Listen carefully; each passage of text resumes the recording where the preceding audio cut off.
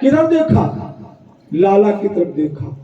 जब लाला की तरफ देखा माने इस जीव ने भगवान की तरफ देखा। जब भगवान की तरफ नहीं देखा तो भगवान को रोना आया, और जब भगवान की तरफ देखा तो भगवान मुस्कुरा गए, भगवान को मुस्कुराना गया। बात समझ आ गई? बस इतनी सी लीला है। कहने का मतलब है कि जब हम संसार से अपने मन को परमात्मा में लगा देंगे तो परमात्मा हमको मुस्कुराते हुए दिखेंगे। अब आप रामचरितमानस में चले जाइए, इसको टेस्ट कराते हैं रामचरितमानस से। रामचरितमानस में बाबा तुलसीदास जी क्या लिखते हैं, जबकि आवश्यकता नहीं है लेकिन टेस्ट करा देते हैं। किसन मुख होई जीव मोहि जबहि, किसन मुख होई जीव मोहि जबहि, और जन्म कोटि अग नासहु तबहि। सन्मुख होई जीव मोहि जबहि, ये जीव जो ही मेरे सामने हो जाता है, जन्म कोटि अग, करोड़ अग माने पाप, करोड़ों जन्मों के पाप में क्या करता हूं, उसके समाप्त कर देता। सन्मुख होई जीव मोहि जबहि, जन्म कोटि अग नासहु तबहि, तभी हम उसके करोड़ों जन्मों के पापों को नष्ट कर देते हैं। अब सुनिए, यह जीव परमात्मा की तरफ होने के लिए, यह जीव परमात्मा की तरफ यदि हो जाए तो समझ लो कि उसके सारे अग माने सारे पाप समाप्त हो गए, तभी तो परमात्मा की तरफ हुआ। और अब इस समय हम लोगों के क्या है, हम लोगों के पाप नष्ट हो गए। क्यों? ये भागवत भगवान विराजित हैं। हमारी दृष्टि किधर है? हमारी दृष्टि इन भगवान की तरफ है, इसलिए इनका दर्शन हो रहा है। आपकी दृष्टि किधर है? आपकी दृष्टि भगवान की तरफ है, इसलिए आप भगवान बीचों बीच में है। हम लोगों के भगवान किधर है? बीचों बीच में है। हमारे भी सामने है और आपके भी सामने। तो जब भगवान सामने होंगे माने जीव आमने सामने होगा, जब जीव आमने सामने होगा तभी तो काम चलेगा। एक बात आप लोगों से पूछता हूं, सबसे पहले आप लोग जब किसी देवी देवता का पूजन करने के लिए जाते हैं, पूजन करने के लिए जैसे गणेश भगवान का आप पूजन करने जाएं, तो गणेश भगवान का जब पूजन करने जाते हैं, पूजन में सबसे पहला काम क्या करना चाहिए?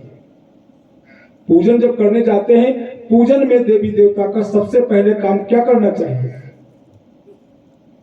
ये ना सोचो टेस्ट में नहीं ले रहा हूं, पहले काम क्या करना चाहिए? उस देवता के प्रति स्नान करोगे, ये तो सब जनरल सी बात हो गई। उस देवता के लिए क्या करोगे? कुछ बोलो। जैसे आप जाओगे तो कुछ करोगे, फूल चढ़ाओगे, धूप चढ़ाओगे, दीप चढ़ाओगे, ये तो सब करोगे, जल चढ़ाओगे, ये भी करोगे। सबसे पहला काम क्या करना चाहिए उस देवता के लिए? जानते सब हो, लेकिन वहां पर मन पहुंच नहीं पा रहा है। मुख्य बिंदु जानना जरूरी है। सबसे पहला काम क्या करना चाहिए? बोलो। प्रणाम करना चाहिए। ठीक, और बताइए। अब हमारी बात सुनिए, अब हम आपको पहुंचाते हैं, फिर बताना। जैसे आपने मोबाइल उठाया, मोबाइल खोले मुझे, आपने ऐसे मोबाइल को उठाया और उठा करके आपको किसी से बात करना है, किसी से बात करना है, तो बात करने के लिए सबसे पहले आप उसका नंबर खोजोगे और तभी तो उसको फोन करोगे, हैं? तो नंबर खोजने के लिए आपको, आप बताइए सबसे पहले क्या करना चाहिए देवता में? प्रणाम नहीं, हमने क्या बताया सुनिए। जैसे पहले आपको अपने बेटे से बात करनी है, जैसे अपने, हम वहां पे पहुंचाने की कोशिश कर रहे हैं लेकिन पहुंच नहीं पा रहे हो। जैसे अपने बेटे से हमको बात करनी है, आपको अपने बेटे से बात करनी है तो सबसे पहले उस बेटे का नंबर ही तो दाबोगे, है ना? तो बेटे का नंबर दाबोगे तो सबसे पहले क्या करोगे? बेटे की याद करोगे, पहले बेटे का ध्यान करोगे। जब बेटे का ध्यान करोगे तभी तो बेटे का नंबर दबाओगे, है ना? तो सबसे पहले देवता का क्या करना चाहिए? ध्यान करना चाहिए। सबसे पहले देवता का क्या करना चाहिए? ध्यान करना चाहिए। अब ध्यान करने से क्या होता है? पूजा चालू, और देवता का मुख उधर, पीठ इधर, आपका जरा छत पूजा चालू हो गया, नहीं पूजा होगी। क्यों? ईश्वर के सामने से पूजा चढ़ाओगे। सामने धर्म है, पीठ में अधर्म है। पीठ में अधर्म है, सामने धर्म है। इसलिए सबसे पहले याद की जाती है किसी की। क्या की जाती है? याद करने का मतलब है ध्यान किया जाता है। शास्त्र की भाषा में सबसे पहले हमको किसी देवी देवता का पूजन करने से पहले ध्यान करना चाहिए। क्या करना चाहिए? ध्यान। तो सबसे पहले अब पंडित जी से पूछोगे, वो भी चकराएंगे, बता नहीं पाएंगे। क्यों नहीं बता पाएंगे? इसलिए नहीं बता पाएंगे, देखो हम बता दें, आपको बता चुके, हम मैथ्स के व्यक्ति है, गणित के व्यक्ति है, शास्त्रीय आचार्य की है, संस्कृत के भी व्यक्ति हैं, और एक एक पॉइंट ऐसा है तो ऐसा क्यों, इसलिए हम आपको तो सबसे पहले क्या करेंगे? ध्यान। तो गणेश जी का आप ध्यान करने के लिए बैठे, मान लो गणेश जी। अच्छा ये बताइए, गणेश जी का ध्यान करने के लिए बैठे, सभी लोग मंत्र बोलते हैं। क्या मंत्र बोलते हैं? हाथ जोड़ते हैं और हाथ जोड़ करके कहते हैं गजाननम भूत गणादि सेवितम कपित्थ जम्बू फल चारु भक्षणम उमासुतम शोक विनाशकारकम नमामि विघ्नेश्वर पाद पंकजम। ठीक है ना? ये श्लोक हम बोलते हैं, सभी लोग जनरल ज्यादातर बोलते हैं, ज्यादातर लोगों को ये श्लोक मालूम है। लेकिन जो इसका अर्थ जानते हैं कि नहीं जानते हैं, अर्थ लगवाते हैं उनको, अर्थ लगवाते हैं। अर्थ इसका क्या है सुनिए। गजाननम, गज धन आननम, आ प्लस आ बड़ा, गज धन आननम। गज माने हाथी, आनन माने मुख। जिनका मुख है हाथी का, या जिनका मुख है हाथी जैसा, है ना? जिनका मुख हाथी का है, तो गणेश जी का मुख किसका है? हाथी का। सूंड बनी है ना, ये छोटे बच्चों के लिए है। तो गजाननम और भूत गणादि सेवितम, भूत गण धन आदि सेवितम माने भूत गणों के द्वारा, भूत आदि गणों के द्वारा सेवित। इसका मतलब भूत गण जितने हैं वो सबके ये क्या है? स्वामी है। बेटे किसके हैं? शिव जी के। और भूत प्रेत ये जितने भी है, भूत गणादि, ये उनके कौन है? शिव जी के कौन है? सब गण है, और ये उनके बेटे हैं। और ये भूत गणादि जितने भी हैं सब उनके ये मालिक हैं। भूत गणादि सेवितम, सेवितम माने भूत गणों के द्वारा इनका, सेवितम माने सेवा इनकी की जाती है गणेश जी की। इसका मतलब उनके ये मालिक हो गए। सेवक वो हैं और ये मालिक है। भूत गणादि सेवितम, तो गजाननम भूत गणादि सेवितम कपित्थ जम्बू, कपित्थ माने कैथा, जम्बू माने जामुन, कपित्थ जम्बू फल चार भक्षणम, कैथा और फल माने कैथा और जामुन खाते हैं बड़े प्रेम से। कितने बार आपने कैथा खिलाया? गणेश जी को कभी कैथा खिलाया? जामुन कभी खिलाया? लेकिन मंत्र क्या बोले? कपित्थ जम्बू फल चारु भक्षणम, कैथा और जम्बू के माने जामुन के फल इनको बहुत प्रिय है, पसंद है। कितने लोग खिलाते हैं? बोल रहे हैं तो झूठे तो बोल रहे हैं, सच बोल रहे होते। जो भाई कर नहीं रहे हो तो उसमें हम लोग क्या करते हैं? मनसा परिकल्पित। गुलाब का फूल नहीं चढ़ा रहे और हमने गुलाब का फूल प्रयोग किया तो उसमें लिखते हैं मनसा परिकल्पित है नहीं, लेकिन मन से समर्पित कर रहे हैं। ठीक है। तो कपित्थ जम्बू फलचारु भक्षणम उमा सुतम, किसके बेटे हैं? उमा माने पार्वती जी के बेटे उमा सुतम। और है कैसे? शोक विनाश कारकम, माने शोक का हरण करने वाले हैं, शोक विनाश कारकम। तो गजाननम भूत गणादि सेवितम कपित्थ जम्बू फल चारु भक्षणम उमासुतम शोक विनाश कारकम नमामि विघ्नेश्वर पाद पंकजम। ऐसे गणेश भगवान को जो विघ्नों के हरण करने वाले हैं उनको हम प्रणाम करते। ठीक है। इसलिए श्लोक को पढ़ो, एक पढ़ो ठीक है, 100 न पढ़ो, लेकिन एक पढ़ो तो कम से कम उसको जान लो। राइफल तो लादे घूम रहे हैं और दगाना नहीं मालूम है तो लादने से फायदा क्या है ना? उससे कुछ करो, उसको जानो, इसका मतलब क्या है। उस रहस्य को जानने से ही उसमें उस परमात्मा में प्रेम होगा। अब उसके बाद में आगे लीला क्या करते हैं कि आगे चल करके कंस ने तृणावर्त को भेज दिया। जब तृणावर्त को भेजा तो अब आप लोग ऐसी गलती न करना। सबसे पहले क्या करोगे? ध्यान करो। मंत्र नहीं मालूम है कोई बात नहीं, क्या हे गणेश भगवान, तो इसका मतलब क्या हो गया? गणेश जी का स्मरण हो गया, उनका याद हो गया। विष्णु भगवान का स्मरण हो गया, उनका याद हो गया।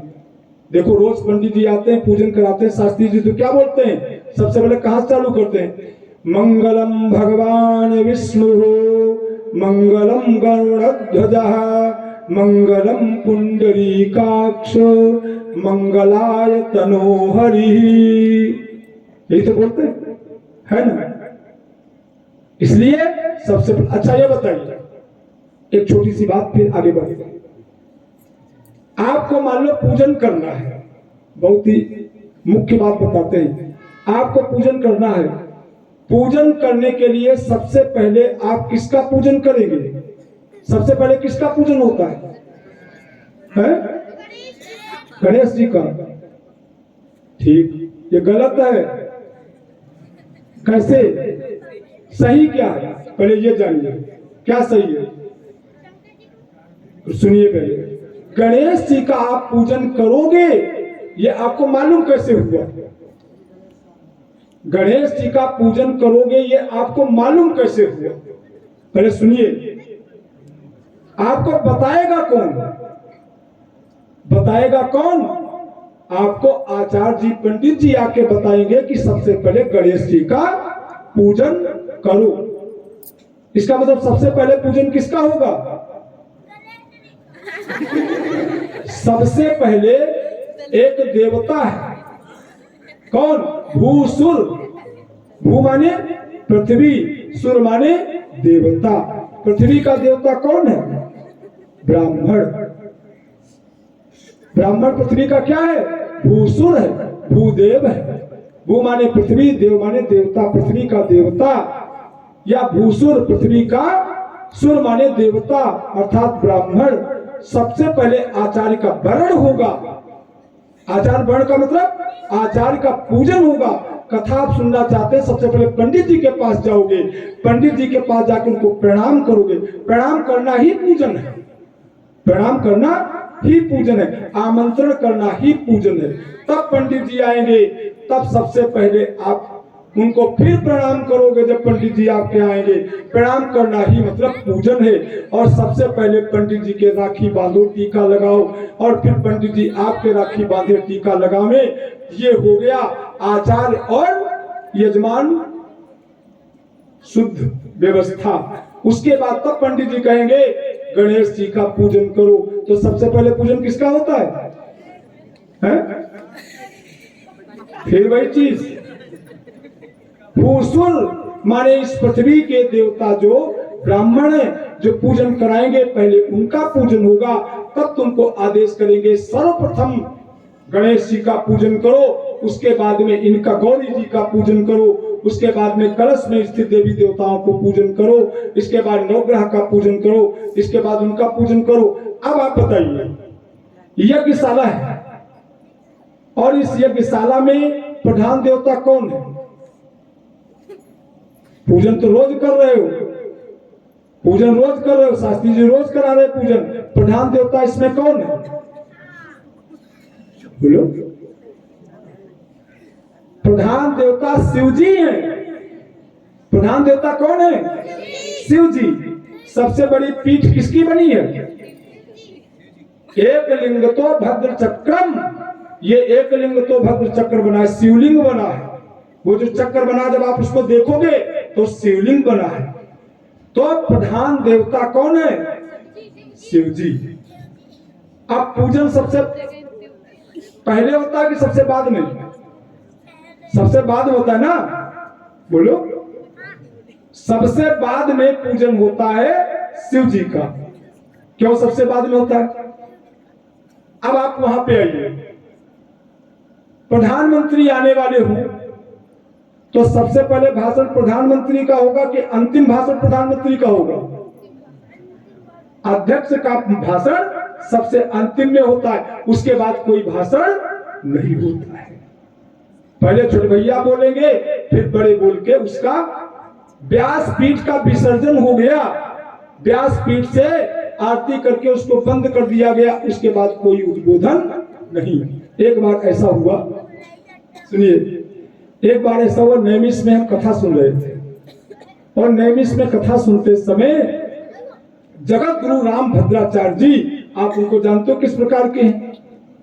जगत गुरु राम भद्राचार्य जी कथा सुना रहे थे और कथा चल रही थी, उनके द्वारा कथा का विश्राम हो गया, आरती होकर के कथा बंद हो गई। वो भी दंडी सन्यासी हैं और एक दंडी सन्यासी बैठे थे, वो उनके बाद में बोलने लगे और जो ही जरा सा भी वो बोले दंडी सन्यासी, तुरंत जगत गुरु जी ने उनको डांट दिया।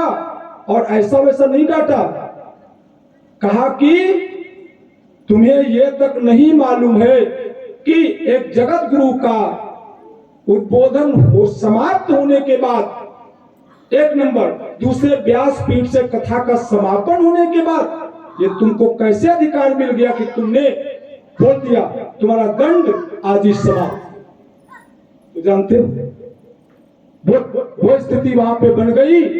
आधे घंटे ये बनता रहा, आधे घंटे चला और चरणों पे पड़े एक से बढ़ करके एक जो मठाधीश वहां के थे, और तब जगत गुरु जी ने किसी प्रकार से उनको क्षमा किया और कहा कि आज के बाद भूल के ऐसा अपराध जघन्य कभी भी मत करना। ये व्यासपीठ है, शंकराचार्य आवे तो शंकराचार्य जी की पीठ इस पीठ से नीचे होगी तब बैठेगी। क्यों? ये पीठ, यही व्यासपीठ है, जहां से कथा होती, वो पीठ है, व्यासपीठ है, इसलिए पीठों का मान सम्मान किया जाता है। और अभी लाल बाग में कथा चल रही थी, बुरा मत मानना, कुएं में भांग पड़ी है, लाल बाग में कथा चले, मैं भी उसमें पहुंच गया, मानस मेला चले, उसी व्यासपीठ से शास्त्री जी, ओम प्रकाश शास्त्री कथा सुना रहे, उसी से नैमिषारण्य के शंकराचार्य बैठ करके उसी से उद्बोधन कर रहे, बोलो राधे राधे, है ना? ये समाज की स्थिति, समाज। और जो ही मैंने इतना देखा, मैं गया जरूर, जो ही मैंने ये देखा, सीधे मैं वहां से वापस आया। क्यों? हम गलत क्यों देखें? हम गलत क्यों देखें? हम गलत क्यों करें? शास्त्र के अनुसार चलो। बुरा देखना, बुरा सुनना, ये सब कुछ हम उस दिन बता चुके हैं। ठीक, आइए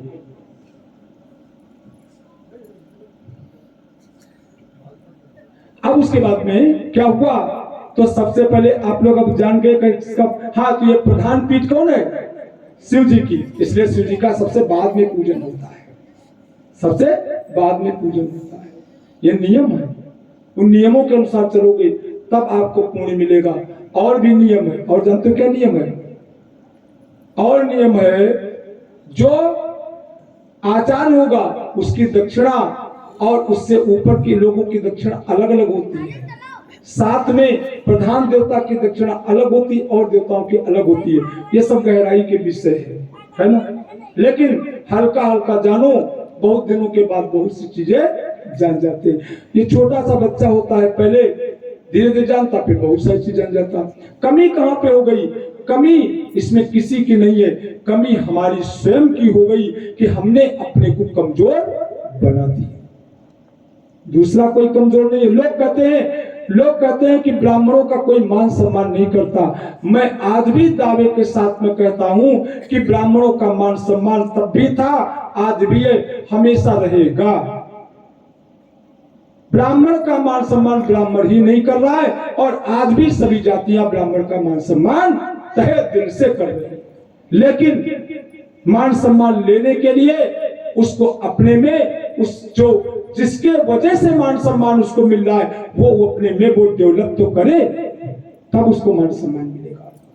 एक बात और आपको बता दें, बहुत लॉजिकल सिस्टम है। जैसे 4 वर्ण, ब्राह्मण, क्षत्रिय, वैश्य, शूद्र, ये 4 वर्ण है, और 4 वर्णों में बड़ा कौन है? आपसे पूछा जाए 4 वर्णों में बड़ा कौन है, तो देखिए सभी वर्णों में अलग अलग बड़ा है। जो चतुर्थ वर्ण का व्यक्ति है उसमें सबसे बड़ा कौन है? आपसे कोई पूछे उस जाति में सबसे बड़ा कौन है, तो आप क्या बताओगे? उम्र से बड़ा नहीं माना जाता, उसमें सबसे बड़ा कौन है आपसे पूछा जाए तो आपके पास क्या उत्तर होगा? आपका उत्तर नहीं चलेगा, शास्त्र का उत्तर ही प्रमाण माना जाएगा। शास्त्र में क्या है? प्रमाण। किसी से आपको मिला, किसी ने आपको बताया? नहीं बताया ना। आप सुनिए, चतुर्थ वर्ण का व्यक्ति सबसे ज्यादा जिसकी उम्र होगी वो पूजनीय है। सबसे ज्यादा जिसकी उम्र होगी वह पूजनीय है। अब वैश्य वर्ण में आइए। वैश्य वर्ण में कौन सबसे बड़ा है? अब उसमें किसकी तुलना होगी? उसमें उम्र से तुलना है। चतुर्थ वर्ण में उम्र से तुलना है, इसमें किससे तुलना है? वैश्य का काम क्या है? वैश्य का काम है धन संपत्ति का काम, धन संपत्ति का काम। इसलिए पूजनीय कौन होगा? जिसके पास सबसे ज्यादा धन होगा। जिसके पास सबसे ज्यादा धन होगा वही तो पूजनीय है, वही बड़ा है। अब इसी भगवान के विराट स्वरूप में क्षत्रिय में कौन बड़ा है? उम्र नहीं है। जिसकी भुजाओं में सबसे ज्यादा ताकत है वो बड़ा है। जिसकी भुजाओं में सबसे ज्यादा ताकत है वो बड़ा है। चक्रवर्ती सम्राट, छोटे बड़े जितने भी राजा थे संसार पे, उसने एक छत्र राज कर दिया, वो बड़ा है ना। और जिसके अधीनस्थ हो गए, जिसकी भुजाओं में ताकत है, तो ब्राह्मण में कौन बड़ा है? ब्राह्मण में उम्र से बड़ा नहीं होता। ब्राह्मण क्या है? उपदेशक है। और उपदेशक किसका उपदेश करने वाला? मुख्य रूप से ब्रह्म का उपदेश करने वाला। और ब्रह्म का उपदेश करने वाला वही ब्राह्मण श्रेष्ठ है जो उस परमात्मा के सन्निकट जितना पहुंच गया है। उस परमात्मा के निकट जितना वो पहुंच गया है वही श्रेष्ठ है। इसलिए उसमें उम्र श्रेष्ठ नहीं है। इसीलिए जो व्यासपीठ बनाई जाती है, व्यासपीठ पर आसीन जो व्यास होता है उसका जो पिता आएगा वो पिता भी व्यासपीठ पर आसीन अपना बेटा नहीं है। उस समय साक्षात वो व्यासाय विष्णु रूपाय, इसलिए वो स्वयं आकर के वो प्रणाम करता है। ये नियम है। ये सारे नियम हमको जानना चाहिए। नियम न जानने की वजह से ही ये चीजें। हाँ, जब यज्ञोपवीत संस्कार होता है, यज्ञोपवीत संस्कार होने पर पिता माता अपने बेटे को पैर धोते हैं, प्रणाम करते हैं। क्यों? इस समय चार आश्रम है, ब्रह्मचर्य, गृहस्थ, वानप्रस्थ और सन्यास।